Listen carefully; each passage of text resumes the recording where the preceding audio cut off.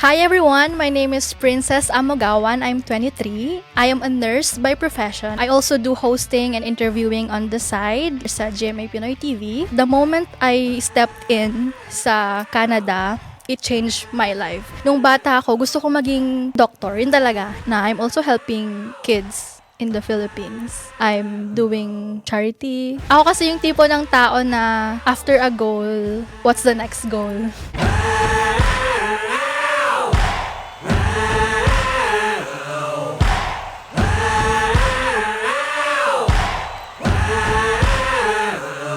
Hello Internet World, ako nga pala si Kyle from Filipino TV, also known as Coach Kyle from The Breakdown, and also known as Kyle ang kabanda ng lahat from the Kulto Kultura podcast.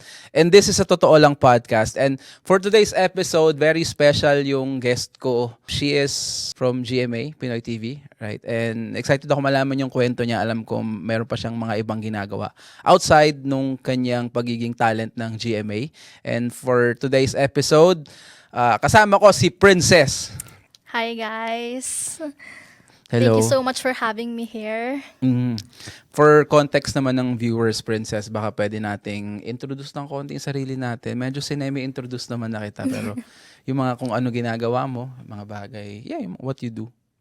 Hi everyone, my name is Princess Amogawan. I'm 23. I am a nurse by profession. I'm a registered practical nurse.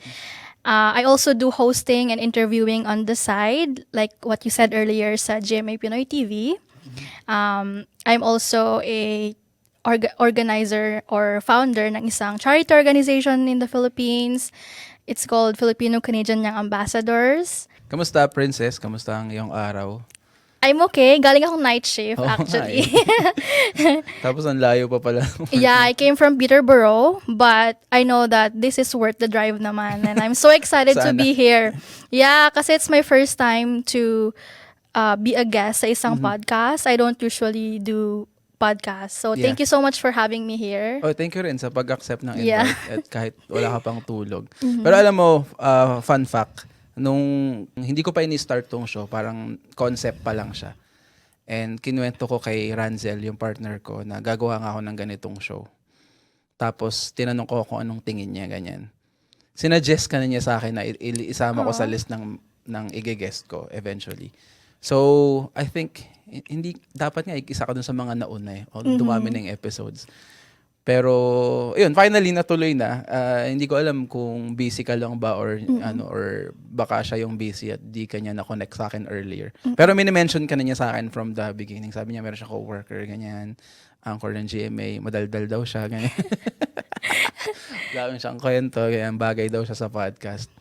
Ayun, kaya actually, bago kita na-contact ulit, pinilit ko talaga siya na i-connect na ako sa'yo. Para finally matapos na. Yun lang, random fact. Ay, wow. Share ko lang. Hindi ko alam na ganun pala yung background. Una sa lahat, thank you so much, Ate Ranzel. For context, she's my nurse mentor when I'm doing my nursing sa Scarborough Gen. She's very nice. I love her. We bonded together.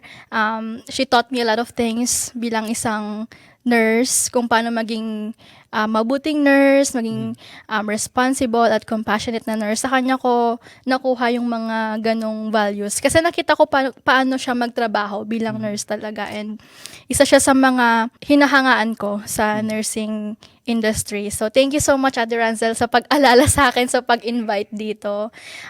Kasi yung connection namin na Ate Ranzel, hindi lang siya inside work as nurse mentor, feeling ko isa rin siyang sister sa akin outside our workplace. So, nakaka-touch.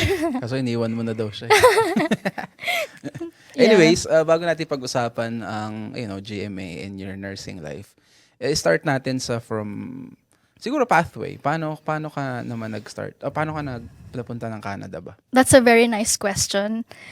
Napunta ako sa Canada during pandemic. Alam ko, nung pandemic, nag-close down lahat. Ang daming nawalan ng trabaho, ang daming nahirapan. Pero it became an opportunity for me to come here in Canada. So, my mom sponsored me to come here in Canada as landed immigrant. And then after that, it's a long process actually during that time. Ang hirap mag-travel, swab test everywhere. I had to do quarantine. Right. Yeah, so pagkalapag ko pa lang ng Canada, I had to go like a 3 days quarantine sa isang hotel. Then pagkarating ko sa bahay, another 14 days quarantine.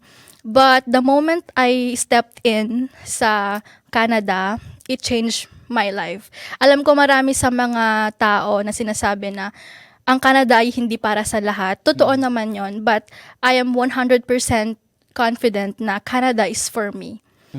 It changed my life in the most beautiful possible way na talagang nabago yung buhay ko because of Canada. Because looking back, bago ako nag-Canada, I lived in a small town in the Philippines. It's Ilagan City, Isabela. Shout out sa mga taga Ilagan City, Isabela dyan. Shout out. Yeah, so nakatira ako sa isang maliit na baryo. I'm a probinsyana talaga ako. So, ang pagpunta sa Canada, malaking adjustment sa akin, lalo ang tirahan ng mother ko is Toronto mismo. So, it's a big adjustment from province to a big city. But, yeah, that's the story how I came here. Pero ano bang ginagawa mo nun, career-wise sa Philippines? Or student ka lang ba? I'm Or- a student. Kakatapos ko ng senior high school. And I know it's God's will because dapat talaga doon ako sa Philippines mag-aaral ng college.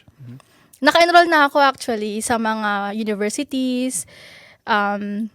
Kasi dream ko dati UST, FEU, ganun. Kasi nung bata ako, gusto ko maging doctor. Yun talaga, yung ultimate dream when I was a child. Basta something in healthcare.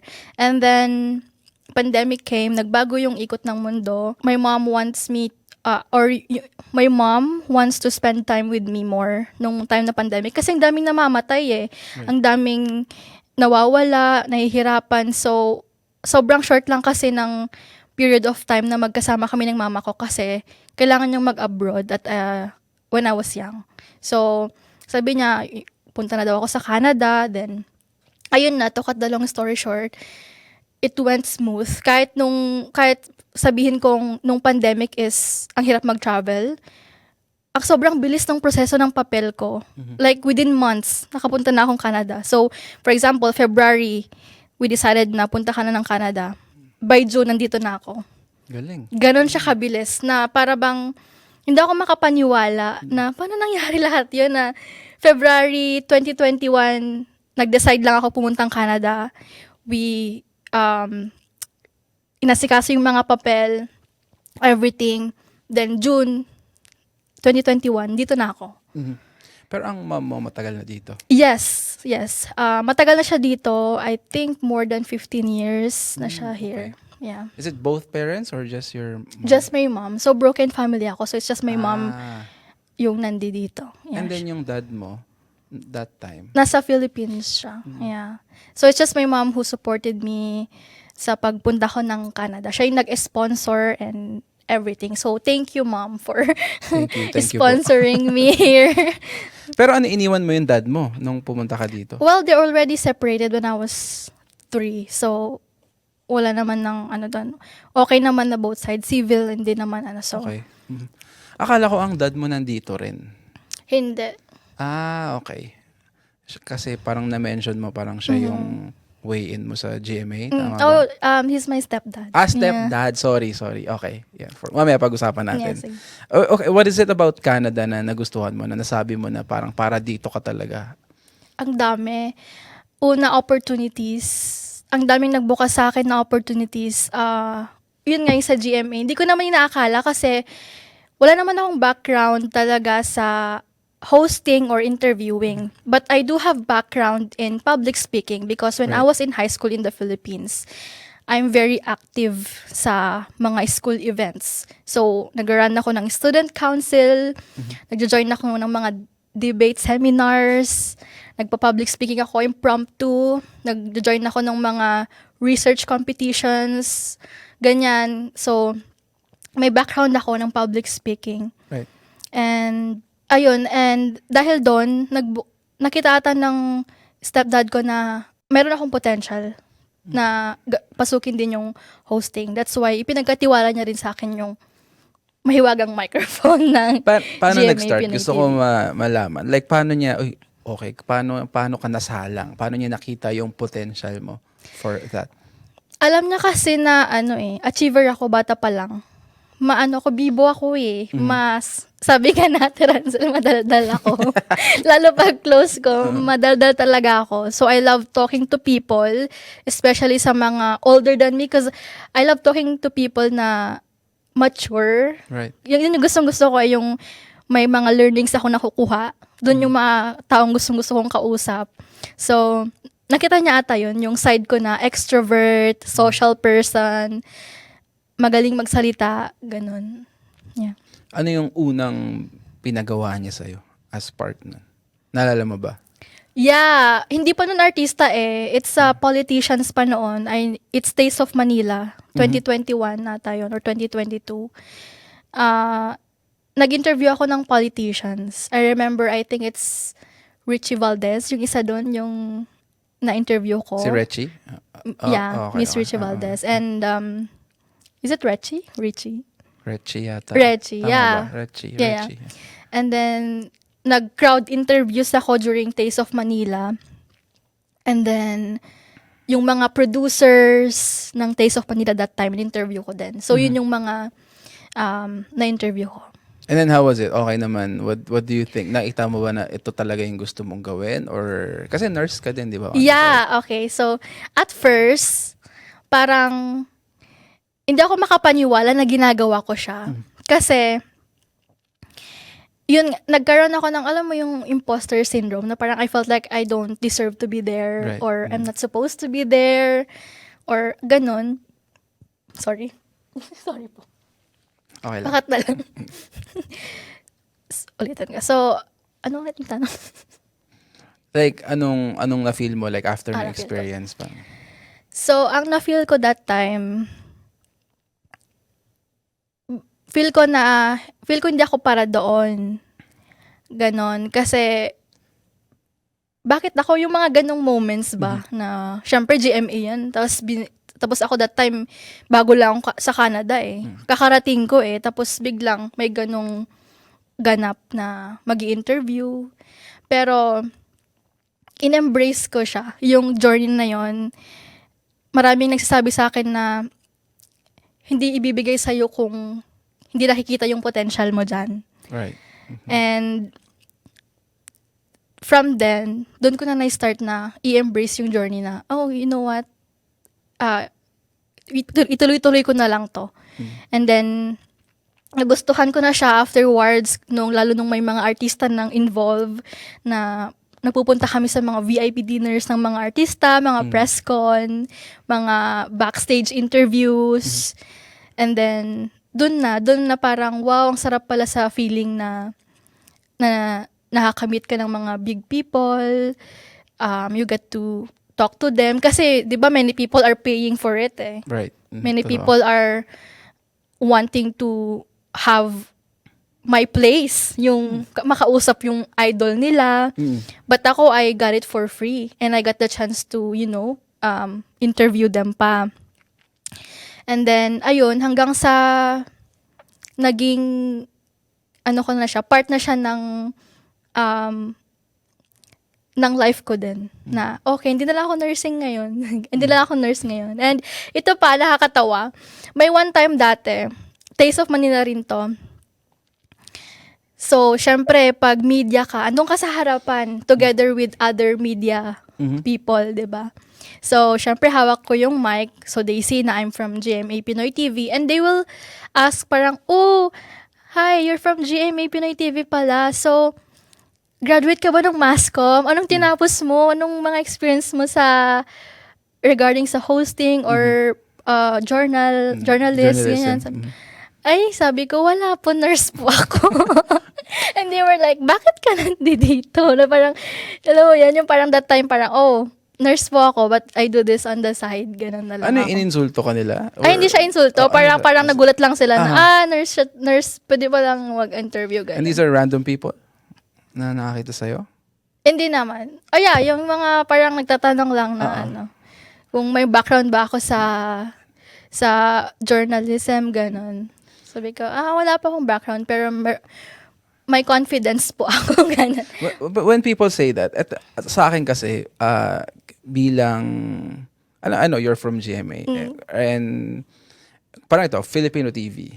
And I think, even though we are kind of like, sabihin na natin parang public figures, meron kasi talagang mga tao na nag-ask if anong qualifications mo to be there, mga ganyan.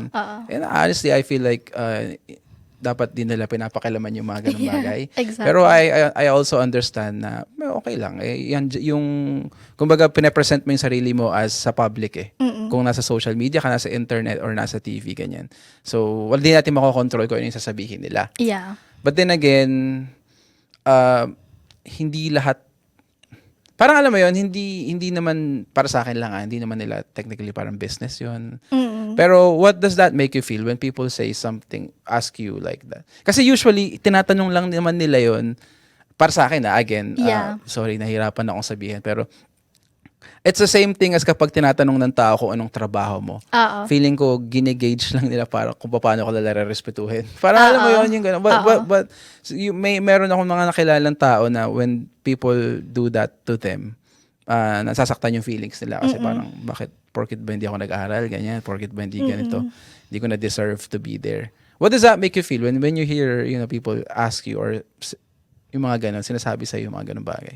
That's a good question. Ako kasi, I don't take things personally. Isa sa mga learnings ko rin sa nursing na nai-apply ko sa personal life or sa other job na like yun nga, yung pag nag-a-ask sila ng ganon. So, ako, I don't take it personally. As long as nasa akin yung opportunity, I'm gonna do my job. I'm gonna do what it takes para maging maayos yung flow ng interview, yung para ma-i-produce yung mga dapat na i-produce sa GMA. So, yung mga ganun, ako kasi hindi ako masyadong nagfo-focus sa mga taong may parang minamind yung business ng iba, ganun. So, ako, chill lang ako. Hindi kasi ako masyado, mabig deal sa mga ganun. So, ayos lang. Parehas tayo sa ganung di ba? Ganda nun. Ano pa? What else about Canada yung parang nasabi mo? Sabi mo, nabago talaga yung buhay mo. Obviously, GMA is a big part. Tama ba? And then, mayroon pa ba talagang magical na nangyari sa'yo para masabi mo, para dito talaga ako, nagbago talaga yung buhay ko? Yeah, when I became a nurse. But nag-aral ka dito, tama? Nag-aral ako dito. So, nung naging nurse ako, nagbago rin buhay ko financially. Wow. Okay.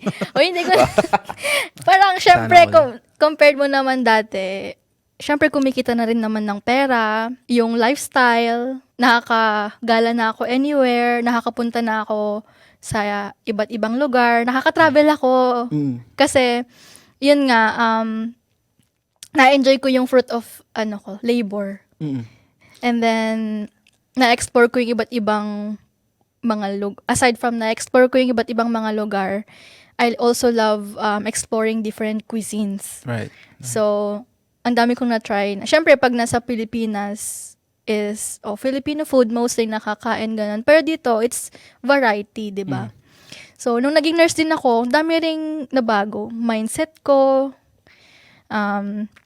Kasi, yun nga, bilang nurse, nabago yung mindset ko in a way na I value my life, my relationship, and my health even better than before. What is it about nursing na nagpa-realize sa'yo yung mga bagay na yan? That's a very good question. So, it's during my patient encounters. Siyempre, pag nurse ka, ang dami mong nakikita. Right. You've seen the worst and you've seen one of the genuine connections inside the hospital. Ang nangyari noon, kasi siyempre, at the age of 21, 22, I started putting dead people on a body bag because I have to when they're dead in the hospital during my shift. As a student before and as a nurse. Though expected naman yung mga death na yun, pero it's a two different scenario eh. The first time I experienced it is when I was a student. And naalala ko that time when my patient passed away, like lahat ng mga tao, mga family, tinawagan, and they are really so engaged sa pasyente na talagang they will they are willing to flew from other places just to see the person. And then when I was a nurse na, I had this other patient to pass away as well. And there's none. No people. Walang family. No people, walang family, walang visits. And what's worse is that when I called the family, sabi ko, kasi kailangan mo silang i-inform. The patient passed away, ganyan. And ang sabi nila sa akin is, just send to the morgue. Wow, grabe. Yeah, just send to the morgue. Oo. And natahimik ako noon, and I felt like, oh, this is so sad. Kasi on that person's last day, wala man lang nagpunta. Walang loved ones. Diba? Walang loved ones. And after a few moments, new patient na naman papasok after someone died, diba? So, doon ko na-realize as a new nurse at that time, and even now naman, feel ko new nurse pa rin ako kasi 1 year pa lang naman ako as a nurse. Pero, nabago na lahat nung mindset ko and perspective ko as I journey with this profession. So, ang nangyari that time, na-realize ko na sobrang precious ng buhay. Sabi ko, when I'm gonna die, I don't wanna be... It doesn't matter kung mayaman ka, magkano na sa bank account mo, ano yung mga supercars na nabili mo, Right. ano yung mga investments mo. Pero what matters on your deathbed is the people that surrounds you. And I felt so bad on that moment before na walang family, walang sino man nag-visit. Just send it to the morgue. Yun lang ang word sa akin ng Grabe, family no? member. Ini-imagine ko sa deathbed ng isang tao. Kahit nga hindi ko kamag-anak or di ko kaibigan, minsan nalulungkot ako pag may namamatay. Yeah. And I imagine, ikaw mamatay, your loved ones wala sa tabi mo. Mm-mm. Pero tama ka dun sa sinabi mo na hindi mahalaga yung mga possessions mo sa mundo. Yun din ang realization ko, nakarinig ako ng mga ganyang stories na walang tao sa deathbed nila. Ang pinakamahalaga is yung relationships that you build habang buhay ka pa. Yeah. Kasi, grabe, sila yung nandyan para sa'yo until the very last day. Yeah. Diba? And working in the hospital as well made me realize how important my health. No, alam mo yung parang dati, dami kong tinitake advantage sa health ko. Na parang kain ng ganito, kain ng ganyan, walang disiplina. Pero pag nakita mo yung mga tao or mga pasyente sa hospital na may mga catheter, nahihirapan maglakad, hindi makabangon, sobrang daming nakasaksak sa kanila. Doon mo marirealize na, hala, ang dami ko pala natitake advantage na mga bagay. Like, by simply walking, we are so blessed na nakakapaglakad tayo, nakakakita tayo, nakakapagsalamuha tayo because most people in the hospital doesn't have the chance to do that. Right. Most of them are so sick na wala nang means to really move. Bedridden, kumbaga. And yun, sobrang na binavalue ko na yung mga bagay na yun. Na, kasi mapapa-reflect ka no? oo, Kasi oo. minsan, kaya sila naging ganun, ito yung ginawa nila, and then may isip mo, paano pag ako naging ganun, parang hirap, di ba? Totoo nga yun. Yun ang isang maganda, di naman maganda, pero I guess yun talaga yung isang epekto ng, being in that environment, di ba? Na nakikita mo yung iba't ibang klase ng tao. Yeah. And you see, yun nga lang, alam ko, medyo stressful siya. Medyo masakit sa mental health na gano'n. Kasi, nakita mo, namamatay, mga nakakaawa. Ako, hindi ko nga kaya. Kaya feeling ko, hindi ko kayang maging nurse. Pero bakit pala nursing? Sabi mo, gusto mo maging doktor sa Philippines. Bakit pala naging nursing? So, nursing, kasi when I was a child, gusto ko talaga ng something in medical field. So, kapag magdo-doctor ka, kailangan mo ng pre-med. So, ang choice ko nun is medical technologies or nursing. So, when I came to Canada, nakita ko yung opportunity ng mga nurses dito na maraming job hiring and something in medical field din naman. So, sabi ko, I'm gonna give it a shot. Then I went to nursing. Akala ko dati hindi na siya para sa akin kasi nahirapan din ako sa pag-nursing dito. It's a struggle din sa pag-a-adapt ng educational culture nila. Right. Kasi ibang-iba yung education dito sa Pilipinas. So, nagkaroon ako ng struggle. So, akala ko dati hindi na ako para sa nursing. Pero sobrang halaga talaga to have your people, your support system. Nagkaroon ako ng magandang support system sa nursing school na sila yung talagang nag-push sa akin para maitawid ko yung pagiging nurse. Kasi you cannot journey alone in nursing. Hindi mo kakayanin Mahirap. Kailangan mo ng support system. Good support system. Na pare-pares kayo ng goal. Gusto nyong makatapos. Gusto nyong makapag-serve sa mga patients. And you need those people around you to survive nursing. And then, ang nursing ba is something that parang, alam ko ngayon, grateful ka, sabi mo, parang lumuwag yung buhay mo. Pero is it a career na nakikita mo na gagawin mo for a very long time? I would say yes. Na gagawin ko siya in a long period of time. Actually, I'm aspiring to be a nurse practitioner. I'm upgrading to be an RN right now, step by step. Kasi I always have the heart talaga in helping people ever since. Kaya, yun, I felt like public service, serving people, that's always my purpose in life. Right. Pero I wanna understand, yung ganyang klaseng, mindset na it's, mahirap yun Hindi lahat naturally may ganun na you naturally just care for people. Saan? Paano nag-start yun with you? Nag-start siya nung bata pa lang ako. Bata pa lang ako, nakikitaan na ako ng potential sa leadership. So, syempre, pag leader ka kasi, it's normal for you to care for people. You have the heart to help, to I guess it nurture. comes with your natural leadership skills ba? So, nung time na yon, then, nag-start yung gustong-gusto kong tumutulong. Also, member ako dati ng mga church organizations where we do, kapag may mga sakuna sa Pilipinas, may mga bagyo, lindol, so the church do a donation drive or relief operations. Isa ako sa mga tumutulong back then, and it feels so good.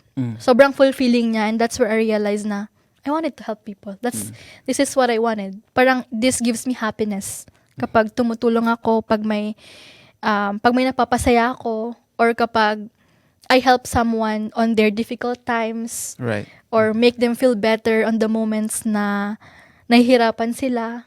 That gives me joy as a person. Ganda ng story mo Thank you for sharing that you have a very good heart. We all should have. I know, we all should have. Pero ang dami kasing masama sa mundo Kaya buti na lang sinare mo yan sa platform ko. Hopefully marami makita ng mga tao. Thank you. I just wanted to touch on yung kasi parang it's a different world yung pagiging hosting or pagiging, what do you call your position sa GMA? Is it a talent or GMA TV anchor or GMA interviewer? Anchor, yeah. Interviewer, ganun. It's a different world from nursing, di ba? Obviously, it's a two different sides. Ano pa yung pangarap mo when dun sa field na yon? Outside ng, or rather, I would ask na parang meron ka pa bang iba pang bagay na ginagawa outside of, being an anchor and then being a very passionate nurse? Kasi obviously passionate ka sa dalawang bagay na yun. Yeah. Ano pa bang ibang bagay na ginagawa mo? Ang dami. Pero aside from helping, yun nga nabanggit ko kanina, na I'm also helping kids in the Philippines. I'm doing charity. Talaga? At yeah. Is it your own? Yeah, I formed a group. So, I formed a group in the Philippines. Ganito kasi yan. Nung nagpunta ako ng Canada, less than a year, I was in adult school. I applied to mga scholarships and bursaries. Nag-apply ako sa mga ganon. And nakakuha ako ng merit award.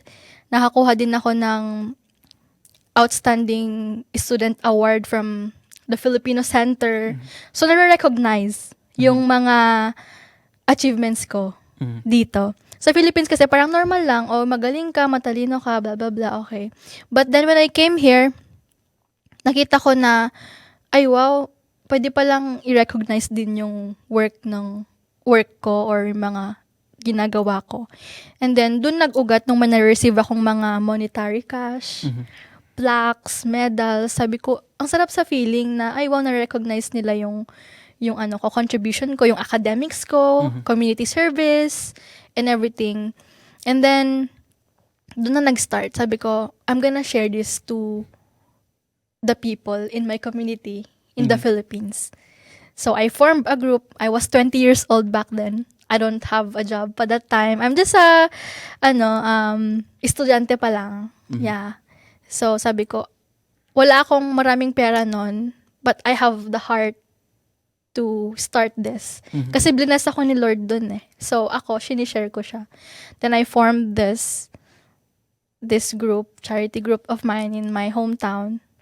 Then, nag-start kami magbigay ng mga scholarships and bursaries para sa mga estudyante na galing. top 1, ganyan. And another award is for students na less fortunate. So, we're giving school supplies.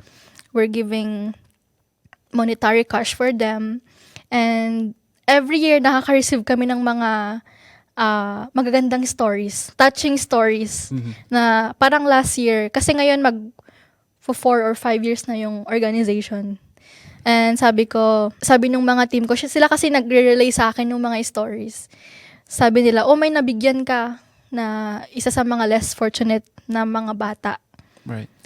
And they're saying thank you dahil ngayong graduation nila, kahit papano makakakain sila ng maayos na pagkain. So, dahil dun sa maliit na, hindi naman siya kalakihan, sakto lang, but it's making a big impact to their lives. Kasi dito parang, syempre normal lang sa akin kumain kung saan ko gusto eh. Pero doon sa lugar namin dati, mahirap kumain kung saan mo lang gusto. Kailangan mo ng budget, kailangan mo ng funds and stuff. So, ayun. Kaya, lahat talaga ng ginagawa ko, mapa-hosting man yan, mapa-nursing man yan, mapa-leadership man, it always goes down to helping people. Kasi when you're hosting naman, you're making people happy din eh. When you're, Right. diba? Ibang form lang. Ibang form lang siya.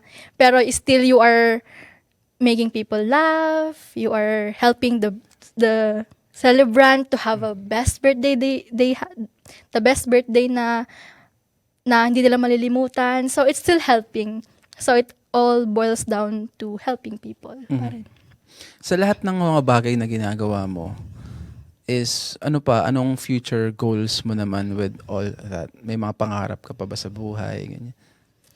Marami. Ako kasi yung tipo ng tao na after a goal, what's the next goal? Ganon. Pero ang pinaka-goal ko talaga sa buhay is to be financially free and time free. Di ba, hindi naman lahat kasi mayroong financial freedom. Hindi naman lahat may time freedom. So, I wanted to have both. Yun talaga yung pinaka-main goal ko sa buhay para mas makapag-spend time ako with my family, with my mom, and to give back, and to para ma-experience din nila yung mga na-experience ko. So, gusto ko maging successful para mas makatulong pa. Ganun, yung pangarap ko talaga. So, magre-retire ka na maaga? Siguro, kasi dami ko nang nagagawa. Okay, yun, sinabihan din ako ng isang pasyente ng ganun. Na parang, at a young age, you're doing that? Pwede ka na mag-retire, sabi lang. Pero hindi. I'm enjoying my life with a purpose. So, hindi lang siya parang, Right. hindi lang parang nag-exist ako. I'm living my life. And a part of living your life is having a purpose. Right. And my purpose is helping people. So, helping people and glorifying God. Kasi rin ako sa faith ko. So, what's your, anong sa tingin mo hanggang kailan mo balak gawin lahat ng bagay na ginagawa mo? hanggat kaya ko. Hanggat may natutulungan ako, hanggat may napapasaya, hanggat kaya ng energy ko, hanggat nandito ako, I'm gonna keep moving. I'm gonna keep doing the things that I love and that benefits other people. Galing. Public speaker. Hala. Guys. Very kind-hearted public speaker. Ang tagal ko nga nang hindi nag-talk masyado. Bakit? Kailan bang last projects mo?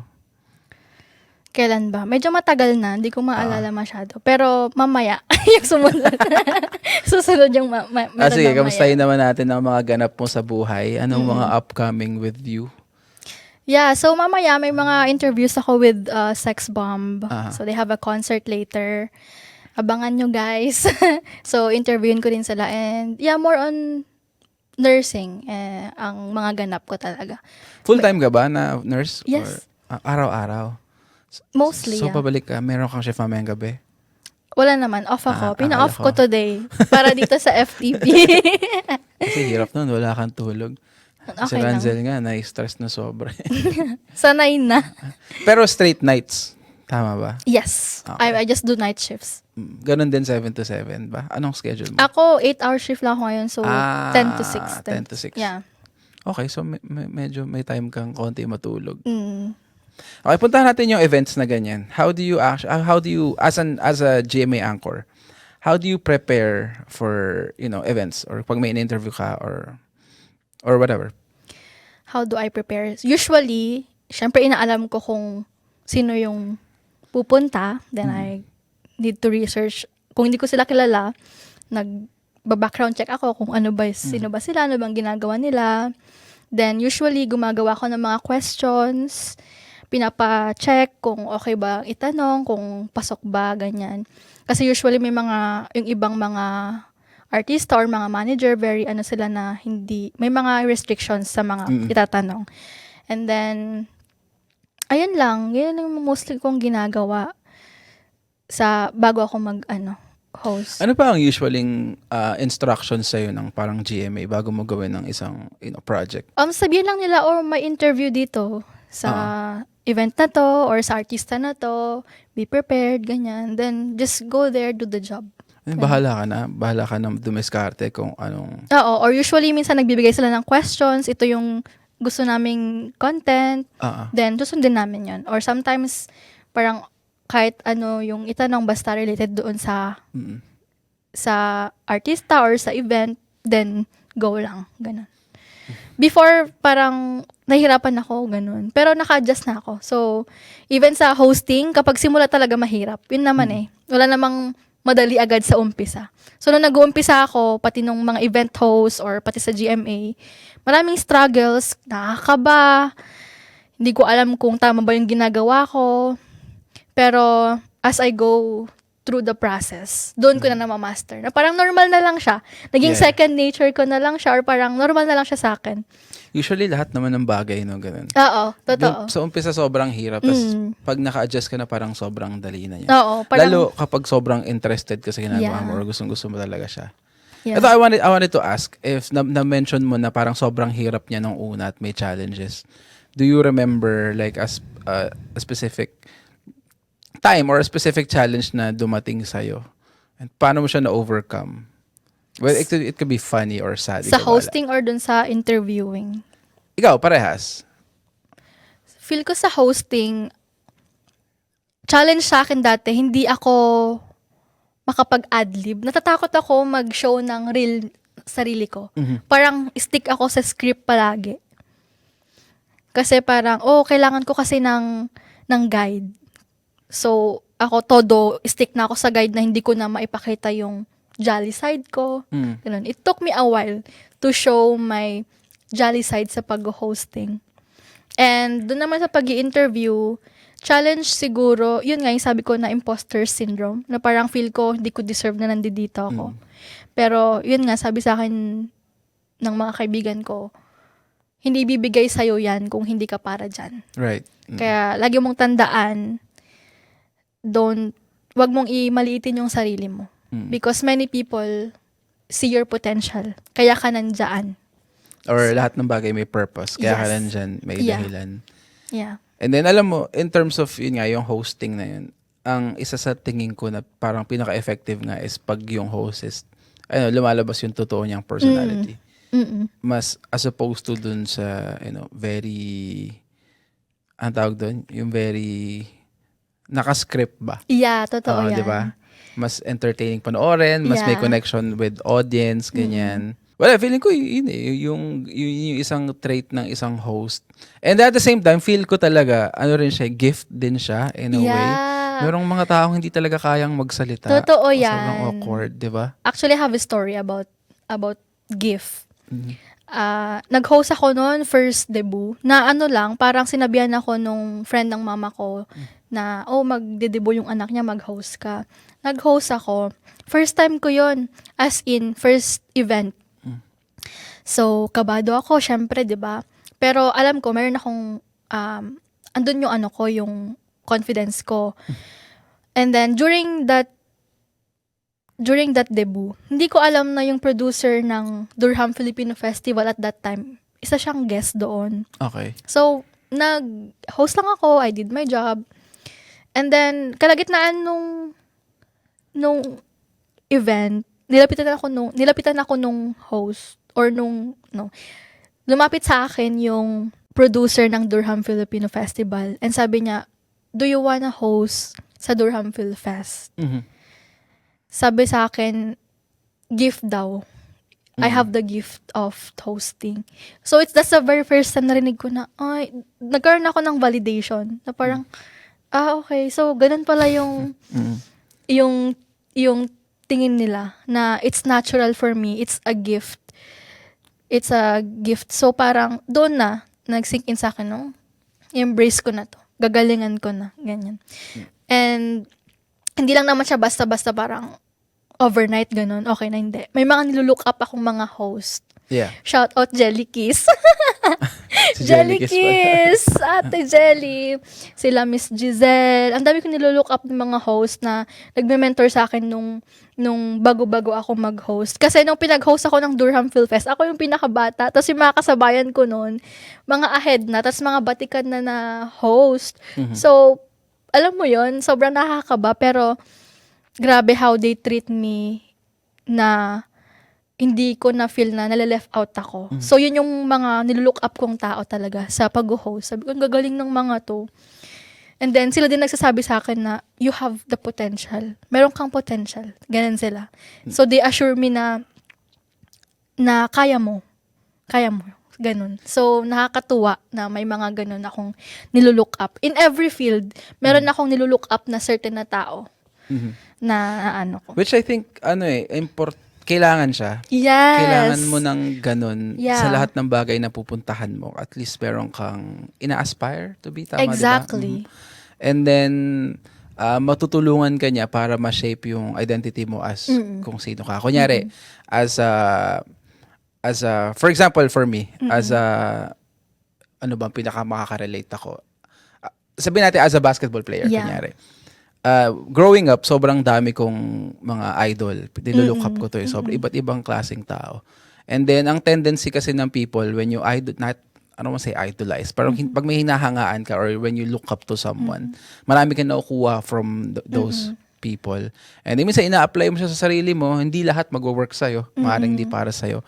Pero dahil marami kang nilulook up ng mga tao, malalaman mo kung ano yung para sa'yo, and then merong maybe bits of everything from isa sa kanila, or maybe sobrang dami from this person A na nakuha mo. Ito pala ako, magaling pala ako dito, and then nasa-shape niya sa kung sino ka, and yung identity mo as kung ano man yung gusto mong gawin. Malaking bagay yung mga nilulook up na mga tao. And I guess, hindi naman ewan ko kung ako lang kasi kino-compare ko lagi yung sarili ko sa mga idols ko eh. Yeah. Or sa mga people na nilulook up ko. Kung may times na sobrang galing nila, ako hindi pa. After a few years, kasing galing ko na ba siya? Parang ganun siya eh. Hindi naman siya to compete or to pero it's more of a challenge to myself to be better, to be the best at what I do. Yeah. Does that make sense? Yeah, totoo yan. Yun lang ang tingin ko sa mga bagay na yun. So, yeah, it's good. It's good na ganyan. Thanks for sharing. And shoutout pala kala Jelly Kiss. Yeah. Hello. And sila Miss Hello. Giselle, ganun. Sila, Hello sa inyo. yeah. Sila talaga yung nilulook up ko talaga ever since. Kaya pag nakikita ko sila, I always connect with them. And yeah, I nakaka-hangout ko din sila kapag may mga events. Diba? Lagi sila din sa mga events. So, yeah, I'm so grateful na I got the chance to connect with them then. And pag may mga questions ako, nagtatanong ako sa kanila, and they're very responsive and very helpful. Mhm.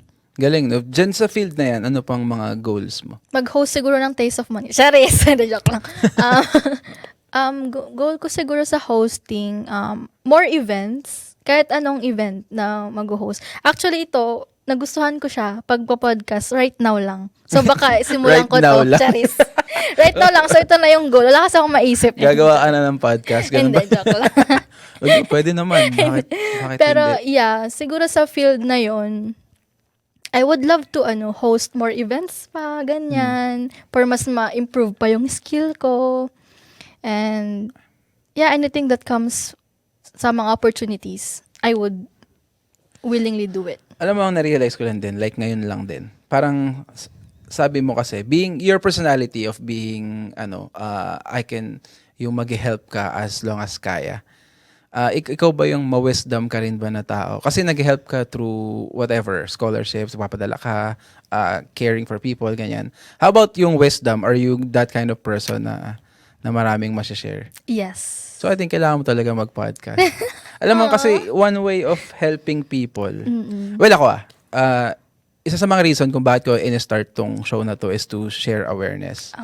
Na rin kasi isa sa goals ko dito is yun nga matouch ang maging in a way mental health advocate, magdala ng mga experts dito to share and hopefully people. Nag-start lang siya as gusto kong mag-guest na mga content creators to hear their stories. Kasi ang content creators, specifically sa Canada, I feel like mas may unique silang story. Kasi, itong Canada na country, pumunta tayo dito para mag-work, ganyan, para sa career. Yeah. And then, nakakita ako ng mga passionate content creators na, paano yung nagagawa yan? Maraming tao na hindi na nagagawa yan kasi puro work lang. So, I wanted to share their story para maka-inspire, hopefully. And then, nag-evolve na lang siya. Nakapagdala na ako rito ng mga psychotherapist, mga ganun na, mga nursing na nagsashare ng mga struggles nila. And parang naging platform na rin siya to share awareness and help people. So, wala lang, nirealize ko lang habang nag-uusap tayo and bigla mong sinabi na parang nagustuhan mo na mag-podcast. Oo. Diba? It's one Masarap way pala to... ng ganito. Oo. Diba? To share a message, diba? Na kahit hindi... Abangan nyo, guys. Charis. Diba? Joke lang. Pag nagkatotoo yan, magiging fan na ako. Okay, grabe. Hindi naman. Ayun, thank you, Princess, for being here sa pag-accept ng invitation. And alam ko puwet ka. And sana makatulog ka ng maayos after. Before tayo magpaalam, baka meron kang gustong i-share, i-promote, or i-shoutouts. First of all, thank you again sa pag-invite sa akin. Sobrang natuwa ako na yung experience ko na to. Kasi first time to and baka maulit. Joke lang. Sobrang saya pala na magkaroon ng platform na ganito na makakapag-share ka ng about you and mga inspiring stories. And shout out sa mga kaibigan ko dyan, sila Kelly, sila Carlos, sila Hayes, si Christine. Hi sa inyo dyan. Sa parents ko, sa lahat ng family ko, hello dyan sa inyo. Sa Isabela, sa Ilagan City, ganyan. Sa mga taga Scarborough, shout out. Ganyan. Oh, baka promote mo na rin kung saan kanila mahanap just in case gusto ka nila i-follow. So, follow nyo ako sa Facebook, Princess Larry Amugawan. Sa IG, Ceci, CESSXYY _ Yan. Yun lang. lalagay ko FB and sa- IG. Yun lang. Walang TikTok? Meron akong TikTok pero hindi ako ganun active. So, sa FB and IG na lang. Better. And then, ano mga future na ganap sa'yo? Saan ka makikita ng mga tao up next? Makikita nyo ako sa kung saan-saan. Hindi. Makikita nyo ako sa Taste of Manila, sa mga concerts, mostly ng mga Filipino, nandun ako. And makikita nyo rin ako sa trabaho. Nag-work as a nurse. Yan, gumagala. Yan. Ang daming nakakakita sa kay Ranzel nga nakakatawa kinikwento niya sa akin. Ang dami daw pumupunta doon tapos kilala ko. Natanong daw siya ganyan. Tapos kilala siya as ikaw ba yung girlfriend ng vlogger? Kinikwento niya sa akin, tawa ako. Tapos iniisip ko talaga, hindi ko talaga makalimut. Hindi ko paano niya nalaman? Yeah. Nalaman, di ba? Hindi ko naman siya kasama sa videos, pero walang kulit lang. Pati yung hospital. Anyways, thank you for being here. Salamat sa Yeah, pag-accept thank you. ng invite. And sana makabalik ka soon. Alam ko na baka marami pa tayong pwedeng pag-usapan Yeah. outside. And feeling ko di ka rin naman nauubusan ng mga Topic. kinikwento. Oo naman. Marami tayong baon. Ayan. So, yeah, hopefully makabalik ka for part 2. Medyo limited lang kasi yung time natin. Again, thank you, Princess. And yeah, ako nga pala ulit si Kyle from Filipino TV and kasama ko si Princess and this has been sa Totoo Lang Podcast. Kita-kits tayo next week.